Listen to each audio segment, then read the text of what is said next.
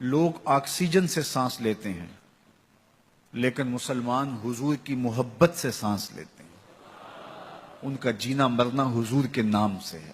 محبوب کریم صلی اللہ علیہ وسلم کی آبرو، حضور کی عزت، حضور کی ناموس کائنات کا سب سے قیمتی اثاثہ اور سب سے قیمتی سرمایہ ہے. گزشتہ کئی صدیوں سے مغرب باقاعدہ تحریک کے طور پہ حضور علیہ السلام کی ناموس پہ حملہ آور ہے، لیکن گزشتہ ایک عشرے سے بہت زیادہ اس میں شدت پیدا ہو گئی ہے اور آقا کریم علیہ السلام کی ناموس اور حضور کی آبرو پر وہ مختلف ذرائع سے حملہ آور ہو رہے ہیں. یہ ایسا کیوں ہے؟ اس کا سبب مسلمانوں کی کمزوری، باہمی انتشار فرقہ واریت، بد عملی، جہاد گریزی اور مسلم حکمرانوں کا فرنگی روحوں کے سانچے میں ڈھل جانا اور ان سے غیرت، حمیت کا ختم ہو جانا ہے. وہ ہمیں اس پوزیشن میں لانا چاہتے ہیں کہ ہم اس کو گوارا کر لیں اور اس کو برداشت کر لیں. اور امت اگر اس کو گوارا کر لیتی ہے تو پھر اس کا وجود مٹ جاتا ہے. 56-57 اسلامی ملکوں کے حکمران بے غیرتی کی چادر اوڑے سوئے ہوئے ہیں. اس کمزور حالت میں بھی اگر یہ کھڑے ہو جاتے ہیں تو ہالینڈ کو جرأت نہیں ہو سکتی کہ وہ کوئی خاکہ تراش لے. لیکن بدبختی یہ ہے کہ 56-57 اسلامی ملک، 2.25 ارب آبادی کے حکمران، یہ ایک چھوٹی طاقت نہیں ہے، بہت بڑی طاقت ہے.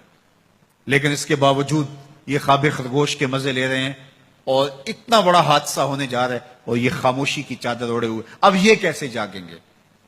تو ان کو عوام سے بیداری ملے گی. عوام جب ان کے خلاف کھڑی ہوگی، پوری قوت کے ساتھ احتجاج ریکارڈ کروائے گی، تو یہ ایک میسج ہے کہ مت سمجھنا کہ یہ چند لوگوں کا مسئلہ ہے، یہ 2 ارب مسلمانوں کا مسئلہ ہے.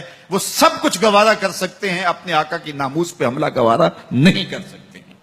اور تمام طبقات آگے بڑھیں تو اس سے میسج اچھا جائے گا، اس سے جو ہے وہ پیغام اچھا جائے گا. نبی رحمت پر جس نوعیت کے اعتراضات ہوں اسی نوعیت کے جوابات دیجئے. اسی طرح دشمن جس میدان کو اختیار کرے اس میدان میں جواب دینا چاہیے. جو چیز تسلسل کے ساتھ ہوتی ہے انسان اس کا عادی ہو جاتا ہے.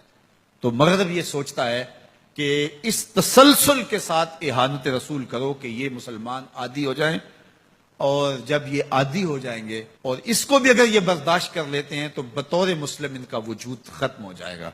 لہٰذا یہ بار بار اس لیے کر رہے ہیں.